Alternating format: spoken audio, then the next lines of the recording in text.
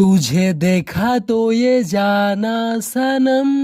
শাহরুখ খান আর কাজলের এই গানটা তো সবাই শুনেছেন, কিন্তু জানেন কি 1995 সালের দিলওয়ালে দুলহানিয়া লে যায়েঙ্গে মুভির এই গানটার যখন শুটিং হয় তখন সরিষার জমির মালিকের সঙ্গে শাহরুখ খানের টিমের এক দারুণ ঝামেলা হয়।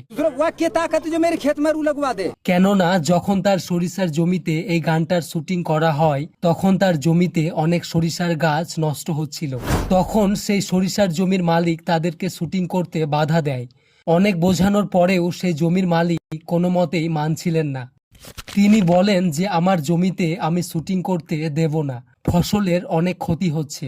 এরপর শাহরুখ খান নিজে সেই জমির মালিকের কাছে আসেন এবং তাকে বোঝান যে খুব বেশি ক্ষতি হবে না, আর যেটুকু ফসলের ক্ষতি হবে তার জন্য আপনাকে টাকা দেওয়া হবে।